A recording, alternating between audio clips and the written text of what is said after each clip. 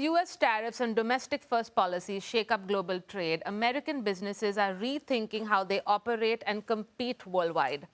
Joining us today is Jim O'Leary, Global President of Weber Shandwick and CEO North America.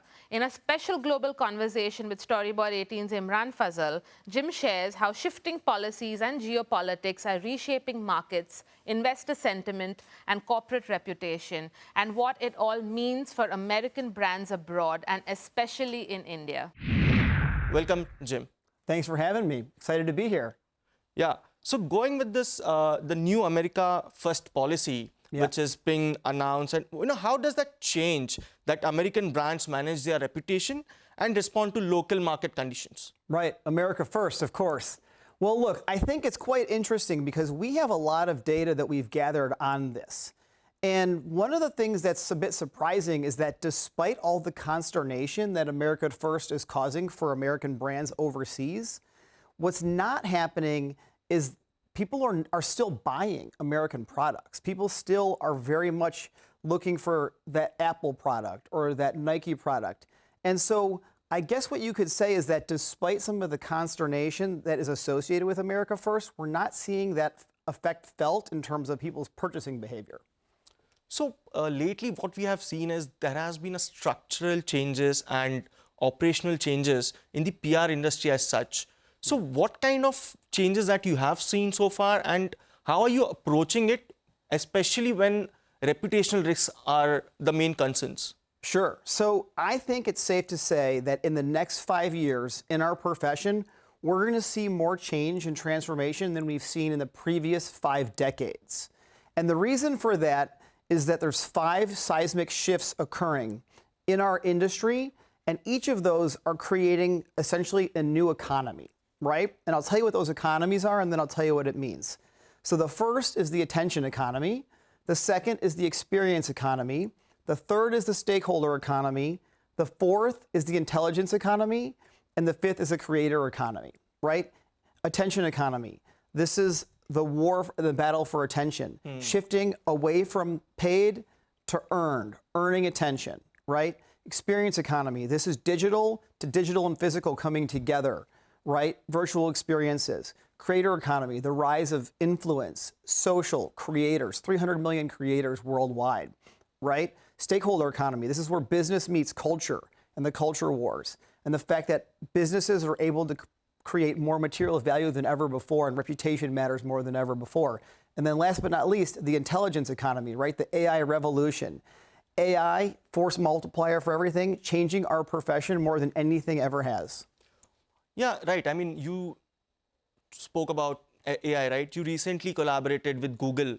Yeah. How does that change the entire landscape for PR? I mean, what are the capabilities that Weber Shandwick provides with this collaboration? Yeah. Okay. So first of all, you may have seen there's some recent data that came out of BCG, the world famous management consulting firm BCG. And BCG did an analysis and determined that 80% of communications work sits at what they call the AI sweet spot, AI collaboration sweet spot. And what that means is the things that humans do best, judgment, intuition, creativity, combined with the things that AI does best, speed, scale, increasingly precision.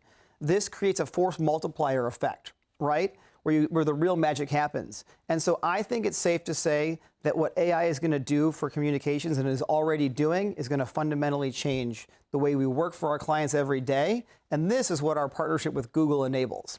So we've partnered with Google. We've now created a new AI spine for our entire company. We call it Halo. And all of the client work that we do is powered by Halo. And all of the work that our teams are doing every single day is done within Halo, our new AI spine. But then there has always been a conflict with the clients, right? How do you measure ROI? So does that also help you, serve clients better? So how do you measure ROIs with the clients in terms of providing your services? Yeah, so it definitely helps us deliver greater ROI, right? So there's nothing more important than creating value for your clients, especially in today's environment, right? And what does that value look like? That value could be productivity improvement, that value could be cost reduction, that value could be better results, that value, there's any number of ways to quantify value. And I think it's safe to say that with AI, we're able to do so much more quantifiably and with much more sophistication than we've ever been able to do before. But when we speak about India as a market, Yeah.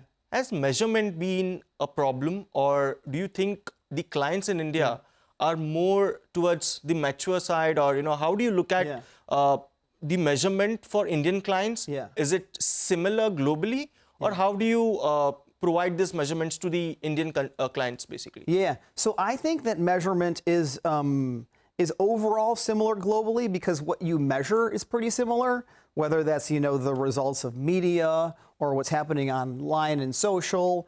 I think one of the main differences we see though between the market in India and then other markets is that in India, the proliferation of media is actually accelerating, right? There's more media in India than almost anywhere else. And in the United States, for example, the amount of media is contracting, right? Whereas in India, it's expanding. And so that actually creates a lot of opportunity for us and our clients here in the market. In the United States, it's a little bit of a different story where you have to find other ways to earn attention in today's world with a media landscape that is shifting and becoming much more network oriented, even as creators rise and traditional media outlets decline. So when we speak about the difference between America market and APAC market as such, how do you strategize, especially for Indian clients? And what are their exact requirements that you look at and you provide those solutions to your clients? Right. So our clients typically will come to us for a variety of reasons, and it boils down to maybe three main areas here in India and global almost at the same time. So there's scale, right? Scale in the subcontinent, but also scale globally. Sophistication, which increasingly is both more AI enabled as well as more advisory in nature, right? So, and then the last would probably be like subject matter expertise, which is vertical expertise in the subject matter or the sector or whatever you're operating in. So as compared to other markets, what challenges do you see in Indian market for multinational agencies, and do you find it more nuanced, more digitally engaged, or how do you manage these brands and provide them strategic consultancy? Yeah, so certainly talent, right? The attracting and retaining talent in India is very much a priority for us, and is challenging sometimes, right? And that exists outside of India as well, but I would say it's certainly specific to this market. I think beyond that, I think that this market is a sophisticated market. I think this market is, in some ways, even probably more digital first and AI first than some other markets. It's also, we call it a market, but it's really a collection of many markets, right? And that would be more similar to certain parts of the world than, say, the United States, which is maybe like more of a singular market, right? A single language, maybe like a larger number of national media that are the go-to first source versus local media, where in the United States, local media is on the decline, or of course here, local media is on the rise. So how do you give out a narrative or a brand narrative for local media as compared to national media? What strategies do you adopt? Right. Well, so certainly you have to have a local language strategy, right? Which is very important in this country. It's a little bit different in the United States. That's one. Two is you need to have a consistent narrative, and you need to have the right spokespeople and storytellers for that narrative. Three, you need to look at the channels in a way that is much more than just traditional broadcast, print, radio, now social, now influencer-driven, creative, creator, right? A lot of it is injecting your story into culture versus trying to force fit something. And I think at the speed at which news travels, the speed at which culture travels, you got to be much more agile than you've ever had to be before. Right. And when we talk about the growth of media industry, we are also seeing a lot of consolidation in the media landscape. Where, for example, we are seeing IPG and Omnicom merger to take place. When is it expected? What impact do you look at? How do you look at the consolidation of the entire industry, a major agency coming together? Yeah, so Q4 is when we're expecting the deal to close. And we're looking at it as a really exciting opportunity for our clients and our people. And I think it's going to be an opportunity for us to bring, greater scale and greater sophistication to the work we do for our clients every day. But how do you look at the merger shaping place, Yeah. in India? How do you see the changes Yeah. being made to the entire PR agencies and the merger of these two big giants? Yeah. So, like I said, I think we're really excited to see what, the merger is going to bring. And what it's going to bring for India is something that we're going to have to probably see after the deal closes in Q4. Right. Looking at your results, how much growth in revenues does PR contribute to IPG?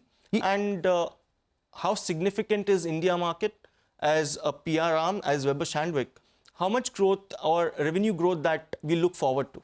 Yeah, so I think if you look at our business, the PR segment overall within IPG, it might be around 10%, give or take. I think it's safe to say that we feel really good about the year that we're having at Weber Shandwick, and we feel really good about the results that our team in India is driving.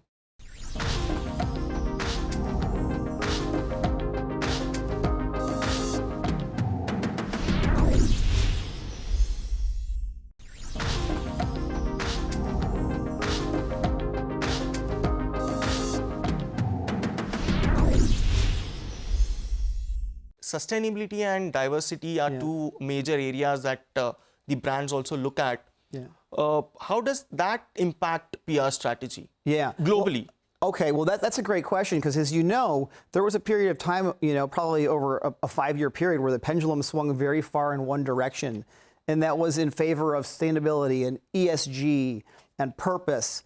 And now we've seen the pendulum swing actually in the other direction. And this is globally, right? It's different by market. In Europe, it may not have swung back quite as far. In the United States, it's swung back very far. And so right now, companies are in a very complex situation where they have to figure out how to navigate all of this trickiness, where many of their audiences are still pushing for what had been a much more progressive agenda in one direction, and then some of their audiences are pushing in the other direction. And so I think a lot of companies kind of feel caught in the middle. One more important aspect that a brand looks at is the corporate affairs and the rising importance of reputation and risks. Yeah. How has Weber Shandwick evolved since past many years? Yeah. And what future do you look at that a strategy-wise agency like you can adopt? Yeah. So look, I think it's arguably harder to be a CEO than it's ever been. And the reason for that is because as a CEO, you have to do everything you always had to do, supply chain, capital allocation strategy, business performance, financial performance, all the rest. But then you also got to navigate all the increased volatility and complexity in the world. As a result of that, I think that the communications and corporate affairs operations arguably are more materially important than they've ever been, and in helping companies navigate this increased complexity at the intersection of business and society and politics, right? So for us, what we've done is we've built an entire new unit. We call it Weber Advisory. And that unit is designed to help CEOs and other C-suite leaders navigate this increased complexity at the intersection of business, society, and culture, and policy, and politics. And it's one of the faster growing parts of our business right now. Is it the same situation in India that more and more brands are looking towards this offering? And what exactly are brands looking at for when they come to seek advice or consult with you as an agency? Right. Well, so you see in today's world, look no further than what's happened with Tylenol in the United States recently, or even Bud Light a couple years ago. There is greater challenge at the intersection of what brands and companies are doing and where culture rubs up against it, right? And I think what we've seen with the political environment increasingly charged is that things that in previous time periods might have been blips on the radar, they now turn into full-scale crises. And companies like ours and Weber Advisory, we're helping our clients navigate these crises day in and day out. Right. Rightly, you have mentioned that the crisis and everything differs from region to region. Yeah. How does your strategy changes when you're in North America, Europe, and when it comes to APAC as a region? Yeah. Okay, well, that's a great question. So look, in North America, especially if you're talking about primarily the United States, the market is much less fragmented than it is, in, say, Europe or Asia, where you have a collection of a number of markets, right? And so what you need in the United States is a strategy that is typically much more singular versus multi-market. That's number one. Number two, and I think this is everywhere, you certainly need a strategy that is inclusive of both the traditional things like traditional media relations and social media, and increasingly now you add onto that influencer, you add onto that brand safety, and you take all of these things together, and you have something that you typically will have for almost all global clients and global campaigns, which is a consistent platform of work across all these areas to make sure that you can do everything that you need for your clients across all of them. Right. So when we talk about artificial intelligence, many people have forecasted that there will be loss of jobs. And PR is something which people are looking at, the entire industry. How do you look at AI's role in the jobs that are being lost in the industry? So look, I'm actually very excited about the impact of AI on our profession. I think that, as someone recently said to me, you're not going to be, people in our industry are not going to be replaced by AI. They could be replaced by someone who's better at using AI.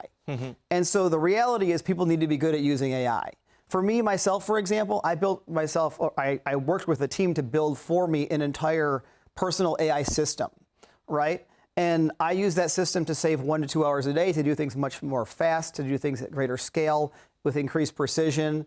And I'm now doing the same system that I built for myself for all of my leaders, and we're going to push it down throughout the entire organization. Because of course, having the most AI-enabled agency allows us to do the most AI-enabled work for our clients, and that's what they're looking for. So can you give us a few examples of best cases where AI has been used and that has delivered better performance and results and ROI for your clients? Yeah, sure. I'll give you 3 examples. First one, synthetic personas. So in today's world, you can use AI to build a synthetic version of the audience that you're trying to reach, and then test scenarios against that audience. Whether that's someone that you're trying to market a product to, whether that's someone that you're trying to avoid risk with. That is one of the most important use cases that we've seen with our clients. Second, we have built entire agentic risk management systems that allow you to both monitor for risk, predict risk, and then respond to risk, all entirely automated. This is something that never was possible as recent as 2 years ago, and we're doing it for some of the largest companies in the world. So those are 2 good examples. Also, a third example, culture. We can now track culture and then use the tracking of culture to inject our clients into culture. And getting into culture slipstream, if you're marketing, is essentially the name of the game these days, right? Right. Talking about clients these days, we have seen a lot of attrition wherein multiple clients have changed their agencies, like they have more frequently. How do you look at this kind of relationship building wherein clients move from one agency to another agency more frequently? I mean, look, I think that clients should go to the best agency.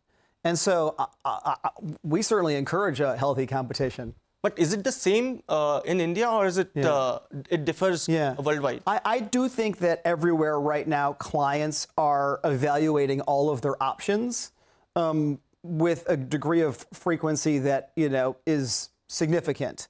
And so that probably means that in some instances, clients are maybe more willing to make change than they have been in the past.